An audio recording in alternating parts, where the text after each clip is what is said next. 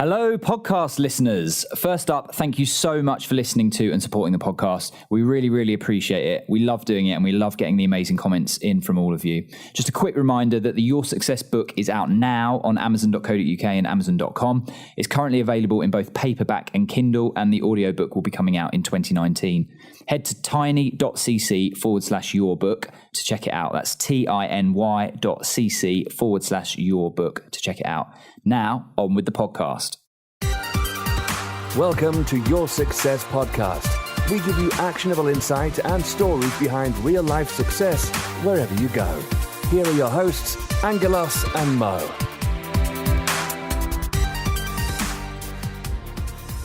In today's special episode, Mo sits down with multi-millionaire property entrepreneur Simon Zutshi to discuss his current businesses as well as how he got started by selling whistles at boy band concerts. Simon shares some great insights into his business, property and success, as well as lots of tangible, actionable insight. So sit back, relax and enjoy this episode of Your Success Podcast.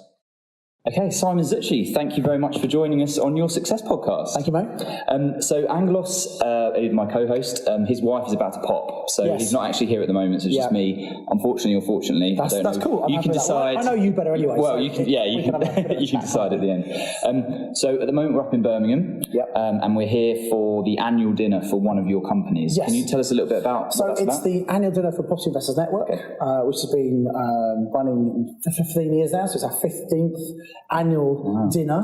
We got. I think you came last year, didn't you? I did. Yeah. It's a big party. Great. Yeah, really good fun. It's a good party. About 700 people here. Yeah. Some people who have done our mastermind program. A lot of people who just come to PIN meetings. People that speak at PIN meetings, and actually we invite a lot of our suppliers. So rather than sending Christmas cards and hampers, we say, "Come and get pissed." Yeah. Have a big night out, basically. Yeah, nice. And it goes really well. Yeah. And have you got a good after dinner speaker? Well, we always have an inspirational speaker or some sort of entertainment. Yeah. I can't say who it is, whatever, but let's put it this way: it's an international act. Okay. So it's not a speaker; it's an international entertainment act. Okay, interesting. Yeah. Okay. Well, we'll let the listeners know once we've maybe they can check out the Instagram stories to find out who that is. Absolutely. So before we get into the rest of your business interests, because you've got a lot of sort of varied businesses and you're very, very successful. Can you tell us a little bit how you got started in business, and was that from an early age, or when did that sort of come about? I've always been quite entrepreneurial. And so, when I was, I think the first proper thing I did was actually, I worked out that if you go to a music concert, like a festival or something, people have whistles. Right. And I sold whistles. I'm not just talking about going to 10, 20. I mean, I actually sold whistles. I've got other people selling them. I probably sold about 7,000 or 8,000 whistles at Does that happen these days still? Oh, at Notting Hill. Okay, Notting Hill Carnival. Yeah. Bear in mind, I'm 47 now, so I was going to take that concert, Boyzone concerts. I'll hate that, I wasn't actually going into the concert. I was outside selling whistles and things, and Erasure concerts, and so those kind of things. And then also, at the time, there were they used to do Radio 1 road shows in the summer, and I used to follow those round, and it was good fun, and it's better than working in a bar. Yeah. So, and what did that lead on to after that? Well, I did that kind of just at the end of school, and actually when I was at university, so that was good money while I was at university. And actually prior to that, I actually started running, I lived in Seven Oaks in Kent, which is a kind of fairly sleepy commuter town. It's changed a lot now. And there were no places for young people to go, really. So I started organising some balls. Okay. That's informal. So get £5, but getting up in a DJ, and Christmas and end of exams, that kind of thing. Started a few of those, and then I stopped wanting to university, and then kind of started doing the nightclub events in university. And then actually, when I finished university and got a job at Cadbury's in Birmingham, it was a proper job, graduate training in production, which was a brilliant place to work. I got kind of a call one day from one of the managers in the club in Birmingham who had taken over. He was looking through the files. He looked, I'd done a couple of really good student nights. He said, "Oh, do you want to come and speak to me?" And I said, I've got a full-time job. I don't do that stuff. He said, "Well, look, I've got a really good offer. Come and speak to me." And curiosity, I went along. And so it turned out they really wanted to. This wasn't a very popular club. It's a big club, and they wanted to boost the numbers. Do a student night. So I said, "Look, I want to," and it was the first academic term. So I went to a big Christmas party last week. And I said, I'm going to do, and this was in 1995, Okay, and he said they've got this great new thing called a foam cannon, right? Which you probably know about. No, this is a Ibiza style. They're a range in Ibiza, big foam cannon, and they had 2 of them. They said, "Look, we're going to run this big party. We're going to make it a beach party." Right. Bit weird at Christmas time, but still, people like to get bikinis and things. And they said, "And you can sell tickets." And everyone who comes in before 10:30, we're open at 9, everyone comes in before 10, we'll give them a bottle of Foster's Ice, which was on promotion, and you can keep all the ticket money. Wow. And I thought, oh, that's all right. And it was only a couple of quid ticket, but, you know, I sold 1,000 tickets by using a network of people, using leverage from the contacts I had when I was at uni, and I made $1,000. Wow, amazing. And I thought, that's all right. It's a bit easier than Cadbury's. So I did that for a couple of years, and I kept on doing it. And then actually, when I eventually left Cadbury's, thanks to the income from my property, I still did that part-time. Until about 2005 or 4, when I thought, actually, I'm a bit too old to be doing student nights. Like, when I could be old enough to be their dad. It was probably not quite. Weird. So I stopped doing it, really. And just, that's when I really focused more on property. Wow, that's amazing. So, why did you go into, because I think this would be relevant for a lot of people, why did you go into Cadbury's rather than pursuing the sort of entrepreneurial side? Is it because I think really set up? It wasn't. I wasn't running a property business. I was just making a bit of money right on the side. You know, you didn't see it as a way that you could have. No. When I was actually at when I was at school, one of my hobbies was magic. Right. Okay. I got a pull down as magic when I was 7, and I kind of got quite serious into that, and it kind of helped develop me, I think. And I used to do paid kids' parties when I was about 15, 16. So my friends might be just starting to work at Double Smith's, getting on a 15 quid for the day. Yeah. Again, this is quite a long time ago. And I was earning like 25 quid for a 40-minute show. Wow. And I sometimes do 2 shows in a Saturday afternoon. And so this was pretty good. And at 18, I kind of thought, I hadn't enjoyed school that much. And I kind of thought, should I be a full-time magician? And I was clever enough to get to university, and my sisters had both gone. And my mum and my sister said, look, you should go to university just for the experience. And I didn't really fancy doing exams, but I kind of went along. And I guess I bought into the whole, you go to school, you go to college or uni, then you get a good job. And my sisters have got good corporate jobs, so I guess I kind of fell into that pattern. Okay, that's interesting. And then, so you said you left Cadbury's because you had the property sort of set up that was giving you some income. 2001, I decided to leave because the year before I'd made more money part-time for property than I had as my full-time job. And that wasn't just rental. Part of it was I was flipping properties as well. And I kind of thought, wow, well, I have to do this now full-time. And actually, when I left Cadbury's, I was kind of I was doing a bit of club stuff, bit of so I don't think I was really doing it full-time, professional, like I would if I was doing it now. I was hobbyist, really, because I was doing it on my own. And it took it to 2003 to actually completely replace my income. And at that point, I realised, this is actually quite good. And I got a bit more serious, and I thought, I made loads of mistakes. And that's when I went online to see if there's some sort of group I could learn from other people, and there wasn't. So I set up a network meeting in Birmingham. It was the very first networking anywhere in the UK for property investors, called it Property Investors Network. It was for my own self-benefit, really, at first. And then people at that meeting said, Simon, how come you don't have to work? And I said, I do work. I've got my clubs. But you don't go to work. And I started to explain what I'd done. And that's when I realised I actually really liked talking about property. And I think maybe because I'd done magic, I was fairly confident talking in front of it. So I believe in life, there are these stepping stones. You know, you do something, you don't realise where it's going to lead, but it then leads on to something else. So look back. You can't connect the dots looking forward, only back. Steve Jobs' kind of quote. Was that his? His commencement speech in Stanford. That's it. And that's so true. So true. Okay, amazing. And then, so you've also written a book, which is called Property Magic. Yes, that's right. That was in 2008, and it's now in its 6th edition. It sold over 100,000 copies, which is amazing, and it is actually one of the first property books I read, believe it or not, which has got me started in property, which is amazing. How did That's that a claim to fame. This is it. How did that all come about? Well, so I'd started teaching people how to invest, and that was great. And I started in 2003 when the market was booming, and to be honest, it was very simple stuff then, and anybody could make money. And I'm always investing in myself. Since about 98, I started going to training courses, and I learned about Tony Robbins in the year 2000 and keep on doing that. And so I realised one of the things I invest is in learning how to become a better speaker. Okay. And the speaking, I used to go to America at least once a year, it's a big speaking convention, and a lot of them saying, "Look, got to have a book, got to have a book." And I had a couple of people, mentors here saying, "Got to have a book." And I tried writing books before. I tried, well, let me audio record a presentation, so I turned that into a book, and it never really doesn't happened. work. Yeah. And what I had to do was I actually spoke at an event, and someone there, a lady called Mindy, helped people put the books together. And I was talking about, I'd actually just started Mastermind, and I was explaining how I'd done that at a speaker event, actually. And she said, "That's brilliant, you should write a book about that." And I said, "Oh, I've tried." She said, "Well, have you done it the right way?" And this is interesting because it relates to property. Yeah. Very often people say, "I've tried property," and they haven't got results because they've not been doing the right thing. And I wasn't doing the right thing. Yeah. So I paid her to coach me, and she coached me on how to get my book out, and I wrote it fairly short amount of time because I wanted to give it away at one of the property shows I was speaking at. And the reason it's 6th edition now is because, as you know, the market changes so much. You've got to keep up to date. And so I keep on updating the book. And it's now 6th edition. Yeah, awesome. It's a really, really good book. Thank you. And so you started the Property Investors Network in 2003. That's correct. And it's now 50 meetings across the UK, which is incredible. 75,000 members.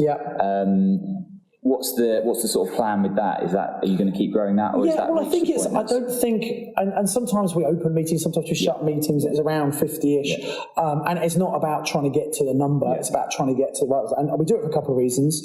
So one is we want to provide a support network for people who've done our training and other people's training. Anyone can come to PIN. And I mean, you go to PIN, and you've done other people's training as well. I've done all the training. Except for all the companies. All of the done enough above. with us, though. I've done some. Okay. But the point is that, so, as you know, it's really hard to do it on your own. And getting a support, like-minded group around is really important. So that's the support side for all our clients is good. But also, because we've got so many successful clients, I know that people speak. And they meet lots of my successful clients. That brings more people ultimately to us who do training. And I've actually just done a run. I think it was about 12 or 15 presentations on something else I'm going to talk about, crowd property. That's right, a load of pins around the UK, and it was great fun. It was really, really good. And I'm sure you gained massive exposure and credibility, and probably attracted investors and all sorts from that. And I was at an event a few weeks ago, and the loads of people I'd only met once at these events that I was kind of sort of saying hello to, and I'm sure it's going to be the same tonight. I just seem to know everyone because it's just you've met out of 700 people tonight. Those people who come up to you and recognise you. Loads of our speakers who are there. It's brilliant. It's a really good network. And actually, my business partner Phil Bailey, one of my business partners, is actually a host of PIN. That's right. He's here tonight. So it's a really, really great supportive environment. So you must be very proud. I am. Proud of that. That's right. And we can only do it because of the people like Phil. Absolutely. And the generally people who've done our training, they've done really well, and they want to give back, and they recognise that they're positioned as a bit of a kingpin in the area. In the local area, Exactly. It's a real win-win, and that's why we do it. It's really, really good.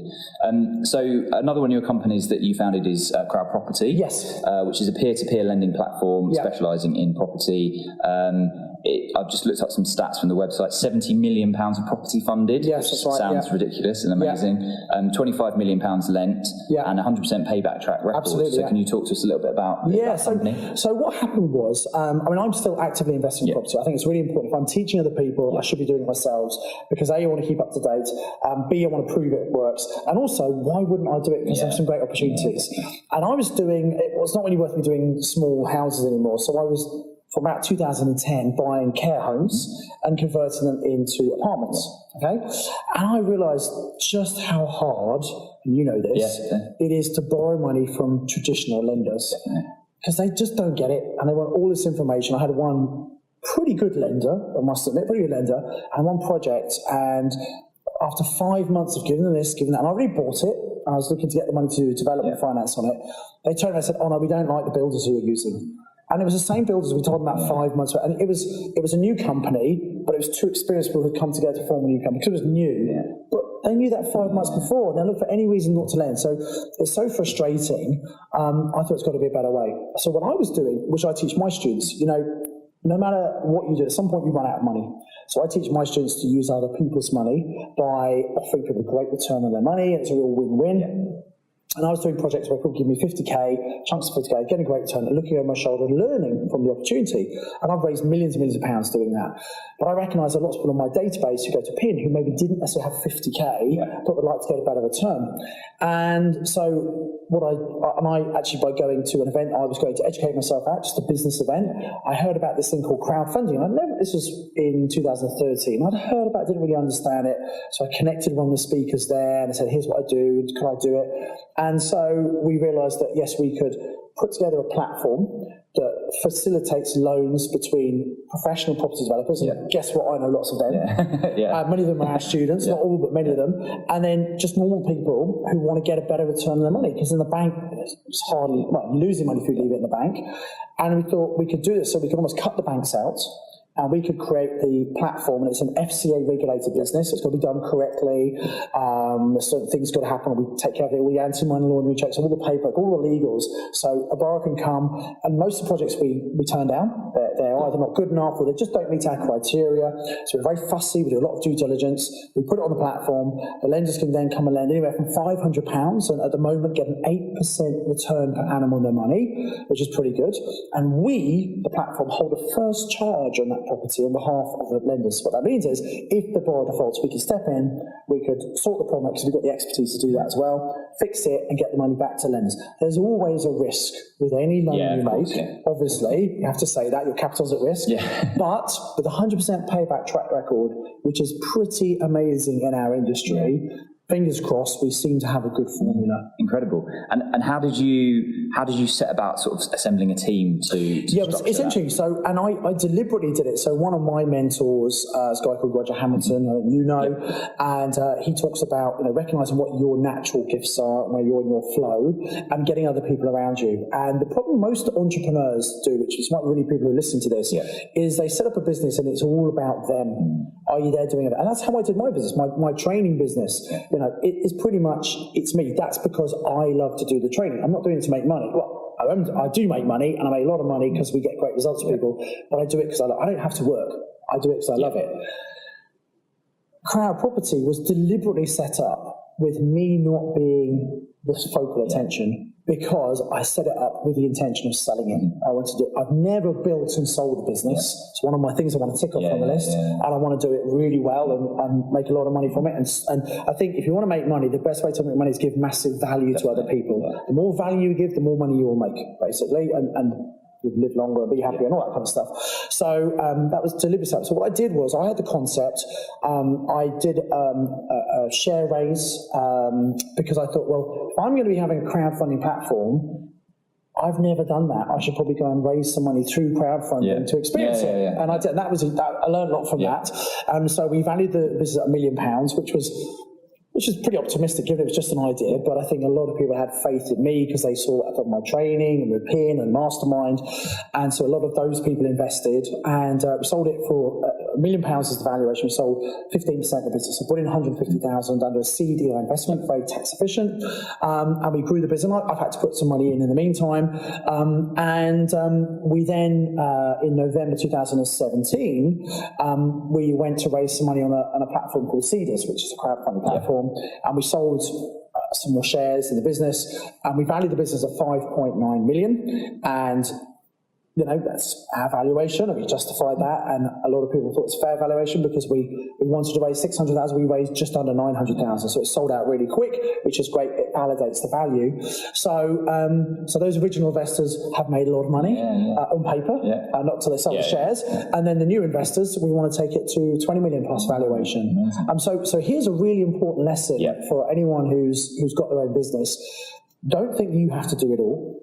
And what I'd done in most of my businesses up until Crowd Property was I would try and do things on a shoestring. I'd try and cut corners and save things, which kind of makes sense. But actually, I think the much smarter view is come up with a really good idea, get a good team around, and then go and raise the money.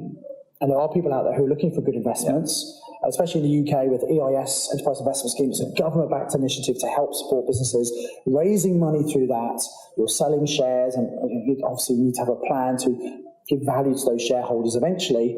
But that's a great thing to do. So then you can then employ a team to do it, so you're not doing it. Because if it's you doing everything, there's only a certain amount. Even if you're superhuman, you only do a certain amount. Yeah. I think people get it when you say, like, you know, when you get started in property, you might, if you've got service accommodation, you might start doing the cleaning yourself or do some of the labour yourself. But then as soon as you get to a certain scale, you sort of pull yourself out of it. Yeah. But in business, people don't get it, and even myself, I found I was still doing a lot of the finance and bookkeeping stuff just because that's what I sort of knew and was quite good at. Yeah, and maybe you enjoy it. Yeah, so you kind of think, I don't mind doing it. But the business has completely transformed at the point that I actually removed myself from that and got proper experts in doing it. And it's until you do it, you don't realise. And yes, there's a cost to it, so you have to grow your top line. But it's amazing, the transformation when you get out of your own way. I think it's so true in any business. And we see it all the time in property, because in property, someone's trying to maybe generate income to replace their income. So income from property passively, and it's never quite passive, but the idea is they want to replace their income. And so what happens is, because they don't want to lose that, they then don't get someone else to help them. And I did that. I call it the landlord trap. And it's really not difficult to manage a few properties. But the more properties you get, it starts taking more and more time, and the time available to actually buy properties kind of goes down, and you make more money buying than you do managing. So it's a bit of a leap of faith, but by bringing people in to get rid of those tasks that you don't really need to do and focus on the ones just where you're adding the most value. That's the key to grow any business. Yeah, absolutely. That's a fantastic tip. So just while we're on to tips, that was a really good one. So I'm going to ask for two more. What do you think's been some of the key traits that you've had or that you've displayed through your life that have led you to have the success? Yeah, I think sometimes people look at PIN and say, it's amazing. How do you get 700 people coming to it? It's probably one of the biggest dinners for property investors in the UK. How do you do that? How do you get these 50 meetings? And the honest answer, it's an overnight success. 15 years in the making. And I think one of the biggest problems in property and in business is most people are impatient. In today's microwave society, we want everything now. In fact, we want it yesterday.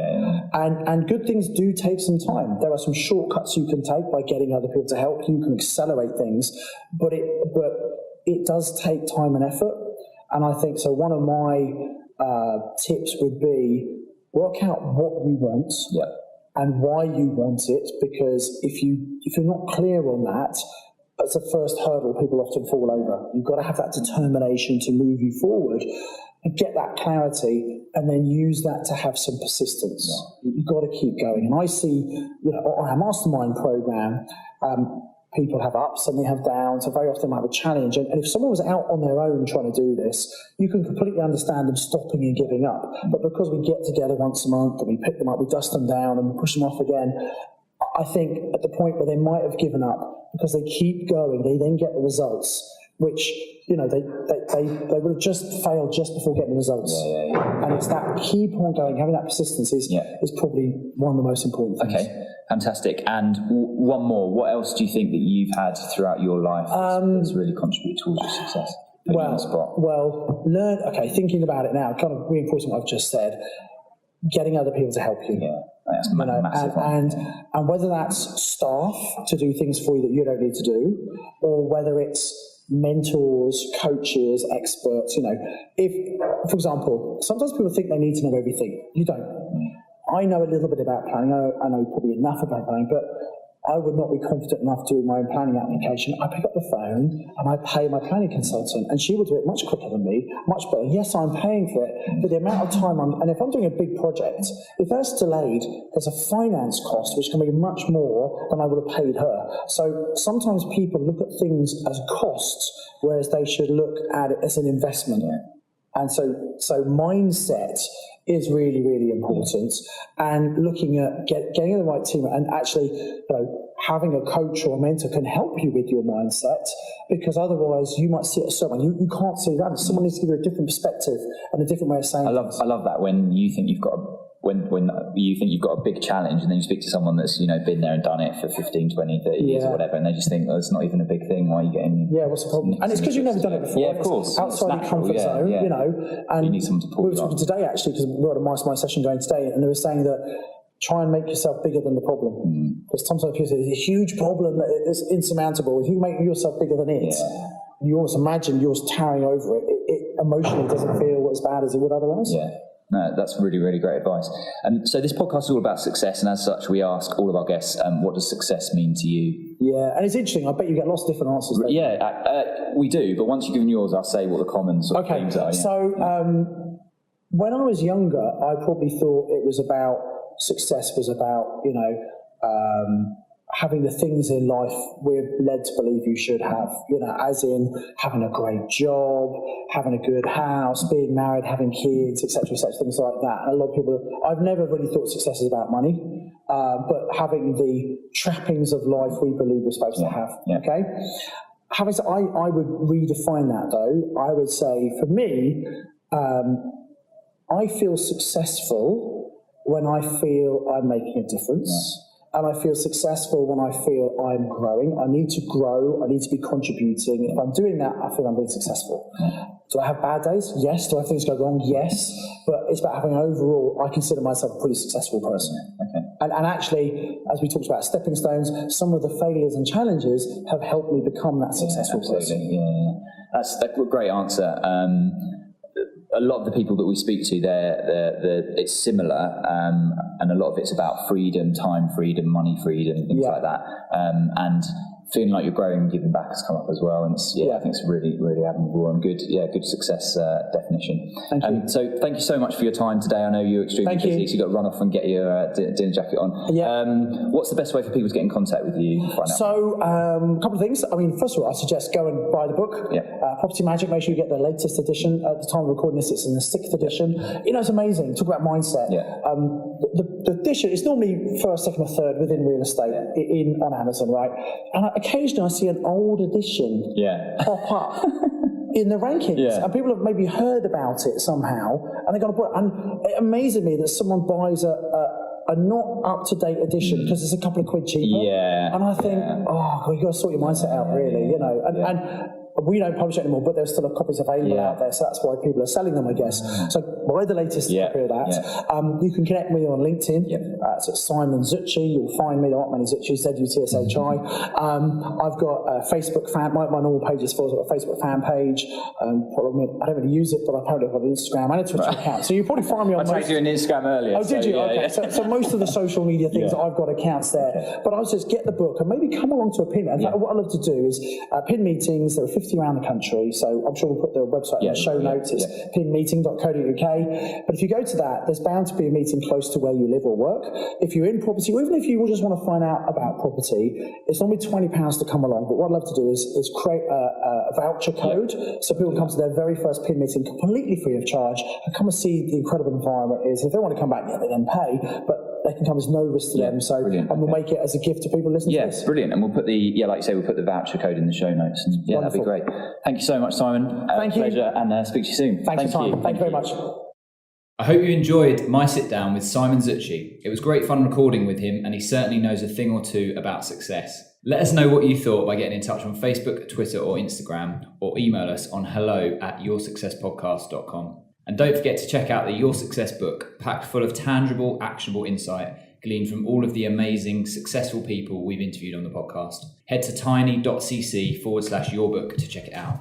So thanks for listening to this special episode of Your Success Podcast, and see you next time. You have been listening to Your Success Podcast. Click subscribe for more incredible content. More details can be found at www.yoursuccesspodcast.com.